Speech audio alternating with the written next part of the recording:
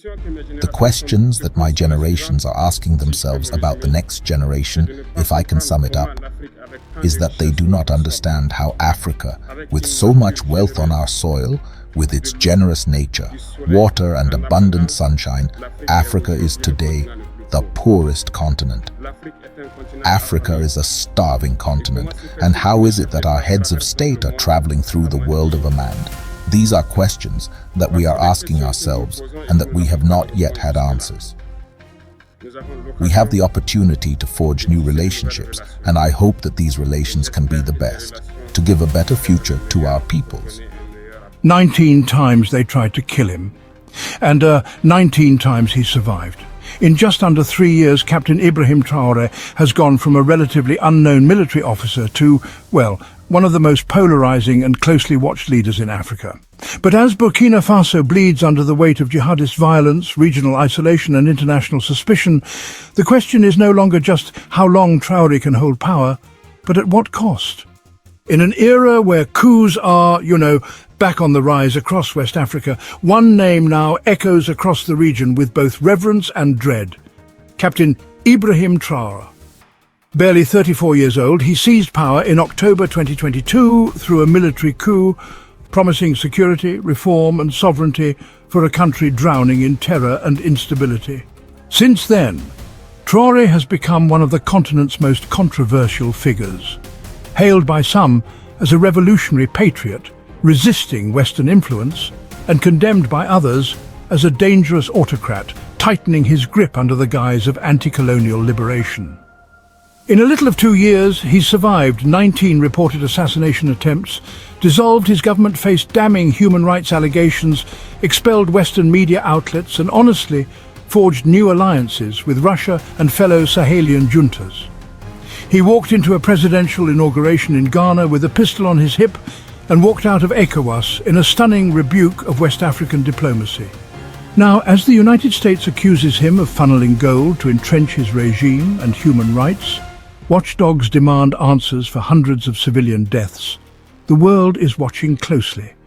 This is not just a story of one man, it's a story of shifting power, of disillusioned nations rejecting the old world order, and of a region standing at the crossroads of rebellion and collapse. Welcome to the story of Captain Ibrahim Traoré, Burkina Faso's soldier president, Africa's lightning rod, and the man defying death, democracy and diplomacy. So, who is Ibrahim Traoré? Why is he trending, and what role is the United States playing? Ibrahim Traoré was born in 1988 in Bondokui, a quiet rural town nestled in the Muhun province of western Burkina Faso. Far from the political pulse of the capital, Ouagadougou, his early life was shaped by modest surroundings, a close-knit community, and the quiet strength of discipline. Even in childhood, Traoré was described as reserved but thoughtful, showing early signs of determination and a hunger for knowledge. He went on to study geology at the University of Ouagadougou, where he stood out not just for his academic ability, but for a growing sense of political awareness, fueled by the instability and frustrations that loomed over his country. But it wasn't the Earth's layers he would spend his life studying, it was the layers of a fractured nation. In 2010, Traoré made a decisive turn and joined the Burkina Faso Armed Forces. He trained at the renowned Georges Namoano Military Academy in Po, a breeding ground for the country's most elite officers. It was here that his transformation began, from student to soldier, from idealist to tactician. As he rose through the ranks, he became part of the elite Cobra Special Forces unit, an anti-terrorism division deployed in the most dangerous corners of the country. There, in the unforgiving terrain of northern Burkina Faso, he earned his stripes not through speeches but through action.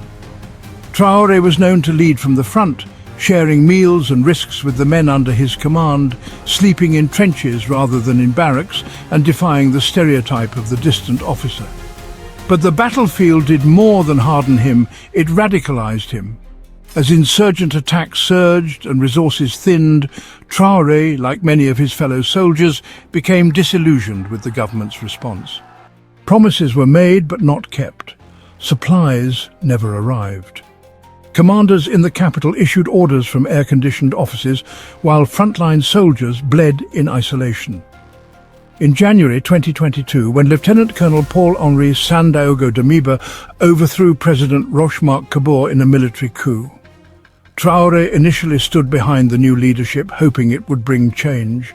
But months passed, and the situation only worsened. Damiba, too, had failed. Then came October 2022. Traoré, still just a captain at the time, led a second coup, this time against his own superior. With calm precision, he and his allies seized power without bloodshed. At just 34 years old, he became the world's youngest head of state. A revolutionary in fatigues who cited the spirit of Thomas Sankara and the need for a new dawn in Burkina Faso. His rise sparked both celebration and caution. In the streets, young people chanted his name, painting murals of him as a modern-day liberator. He promised to break the cycle of dependence on former colonial powers, to restore security, and to give Burkina Faso back to its people. And he acted quickly, expelling French forces, sidelining Western influence and strengthening ties with Russia and its mercenary wing, the Wagner group. But with power came shadows. Since taking office, Traoré has survived 19 assassination attempts, dismissed his prime minister, dissolved the government, and been accused of increasingly authoritarian behavior. His rule is as enigmatic as it is bold, rooted in Pan-Africanism, wrapped in revolutionary rhetoric, and sustained by sheer military resolve. Whether he is Burkina Faso's last hope or just another strongman in fatigues remains to be seen. But, one thing is certain. Ibrahim Traoré is not just surviving, he's rewriting the rules of power in West Africa. So the question remains, why is he trending? And honestly, why does it matter? Well, for one, he survived 19 assassination attempts. In a staggering testament to the volatility of his reign, Traoré has reportedly survived 19 assassination attempts, the most recent occurring on April 5, 2025. These plots, some linked to foreign-backed actors and even members of his own military, reflect the deep fractures within Burkina Faso's political and security landscape.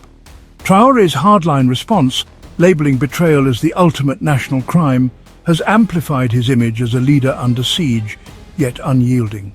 So, social media rumours sometimes pop up, alleging Western or American interference in Burkina Faso's junta. But honestly, none of these claims have ever been backed up by leaked documents, credible witness testimony, or even a nod from the intelligence community. Reuters' in-depth profiles of each foiled coup and assassination attempt really make it clear. Traoré's would-be killers have come from disgruntled military officers, local power brokers, or even networks from neighbouring states. There's just no sign of US involvement in any planning or execution. Still, Traoré's regime is convinced that foreign powers, like the United States, are the hidden hands trying to undermine his government by stirring up division. The United States, for its part, has said it's only maintaining a transparent counter-terrorism partnership and keeping up diplomatic dialogue. There just isn't any evidence of them secretly backing or directing any attempt on his life. So what do you think? Let us know in the comment section. So, in January 2025, Traoré attended the inauguration of Ghana's President John Mahama, while quite noticeably carrying a holstered pistol. This unusual display really sparked a lot of debate over diplomatic protocol and security norms. Some saw it as a breach of etiquette, while others interpreted it as a sign of distrust, or maybe even an assertion of power. The whole incident just highlighted the already strained relations between Burkina Faso and Ghana, especially after Ghana's former president Nana Akufo-Addo accused Traoré of harbouring Russian mercenaries. Burkina Faso, meanwhile, continues to grapple with some pretty severe security threats from jihadist groups linked to Al-Qaeda and ISIS. Even though Traoré has promised to improve security, the situation honestly remains quite dire, with frequent attacks and ongoing instability. In response to all this, Burkina Faso, along with Mali and Niger, actually formed the Alliance of Sahel States back in September 2023, creating a joint military force to try and counter these threats. However, this alliance has also led to tensions with the West African regional bloc ECOWAS, as the three countries have broken away to form their own coalition. These developments have placed Captain Ibrahim Traoré at the center of regional and international discourse as observers assess the implications of his leadership on Burkina Faso's stability and the broader West African region. However, Burkinabe citizens have shown unwavering support for Captain Ibrahim Traoré, turning public spaces into powerful displays of solidarity and national pride. In the capital city, massive crowds have filled the streets, waving flags and carrying portraits of Traoré, chanting slogans that affirm their loyalty and trust in his leadership. These rallies often erupt in celebration with music, traditional drumming and dancing, reflecting not just political support, but a deep cultural connection to what Traoré represents. A break from the past and a new vision for Burkina Faso's future. Even in the face of assassination attempts and internal conspiracies, the people have stood firm. When news of a foiled coup plot surfaced, thousands poured into central squares, not out of fear, but out of defiance, determined to show that any attempt to destabilize the country would meet resistance from the very citizens who believe they are finally regaining control of their destiny. These gatherings are not just organized by state actors. Civil society groups, youth organizations and everyday citizens take it upon themselves to mobilize, viewing their actions as a patriotic duty. The support is not confined to the capital. In towns and villages across the country, similar scenes play out, with local communities organizing their own marches and forums in support of the military government. Among the youth, especially, Traoré is seen as a symbol of courage and transformation, a young leader who speaks their language and reflects their frustrations with decades of failed governance, foreign interference and unending insecurity. On social media, the energy of the streets spills into the digital world. Hashtags supporting Traoré trend across West Africa and among diaspora communities, amplifying the image of a nation rallying behind its leader. Posts, videos and messages flood timelines, painting a picture of collective strength and a shared belief in the promise of a new Burkina Faso. What makes this support unique is not just its scale, but its intensity. It's not driven by propaganda or forced displays of loyalty. It appears to stem from a genuine sense of hope. For many, Traoré is not just a president, he's a protector, a liberator, and a voice that has dared to speak against global powers and regional elites. In standing by him, the people of Burkina Faso are making it clear their future will not be dictated by outside forces, but forged by their own hands, under the leadership of a man they believe in. The world stage is shifting, and alliances that once seemed set in stone are now in flux. Countries are re-evaluating their loyalties and interests, seeking new partners as old relationships falter. It's a period marked by uncertainty but also by opportunity for those willing to adapt. Under Captain Ibrahim Traoré's leadership, Burkina Faso has undergone a dramatic geopolitical transformation, distancing itself from traditional Western allies and regional blocs in favor of new strategic partnerships. In the wake of increasing disenchantment with France and ECOWAS, Traoré has aligned the country more closely with Russia, seeking military and political support to combat the growing jihadist insurgency. Though the Burkinabe government has denied the presence of Russian mercenaries, reports of Wagner-linked operatives assisting in training and joint military operations suggest otherwise. This pivot to Moscow has signaled a broader Sahelian trend, as other military regimes in Mali and Niger follow suit, reshaping the region's power dynamics. One of the most ambitious moves under Traoré's government has been support for Morocco's initiative to grant landlocked Sahel states direct access to the Atlantic Ocean. In partnership with Mali and Niger, Burkina Faso has embraced Morocco's plan to use ports like Agadir and Laayoune to establish vital trade corridors, reducing dependency on traditional ECOWAS routes. This alliance not only offers economic relief, but, it also serves a strategic purpose, sidestepping sanctions and asserting the sovereignty of the new Sahelian bloc. However, this move has, heightened tensions with Algeria, which opposes Morocco's maritime ambitions and remains a staunch backer of Western Sahara's Polisario Front. Relations with ECOWAS have also deteriorated sharply. Following Burkina Faso's official withdrawal from the bloc alongside Mali and Niger, Traoré has voiced strong criticism of what he perceives as ECOWAS's failure to support the region's security needs. The formation of the Alliance of Sahel States, a new coalition among the three military-led nations, represents a direct challenge to the regional status quo. This fragmentation has raised alarms in West Africa and beyond, with concerns that it could weaken collective security efforts and, frankly, embolden authoritarian rule across the Sahel.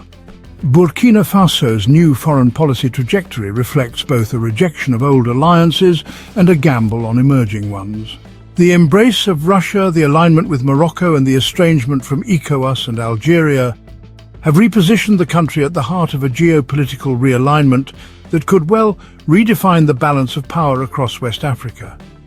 Yet this realignment comes with risks: diplomatic isolation, regional tension, and uncertain returns from untested partners, all playing out in a region already strained by conflict and instability.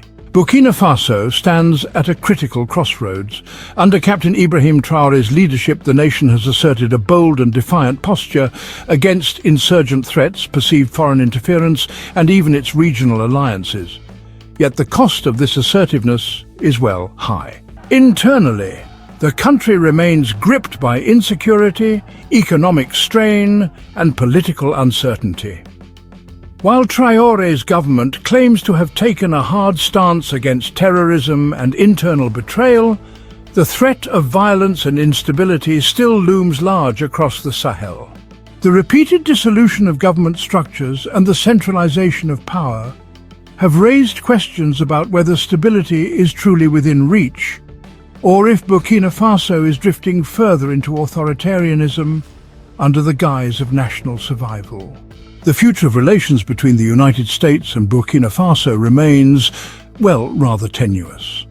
Washington's concerns over human rights, governance and, the growing influence of Russia in the region have created a widening gap in diplomatic engagement. As the United States shifts its counter-terrorism footprint toward more stable coastal countries, its leverage in Burkina Faso weakens, potentially allowing other global powers to fill the void. Yet, outright disengagement risks pushing Burkina Faso deeper into isolation, or perhaps into the arms of strategic adversaries. For the United States, the challenge will be maintaining influence without being seen as overbearing or manipulative, especially in a region increasingly sensitive to the legacy of foreign dominance. Thanks for watching. Don't forget to subscribe, like and comment.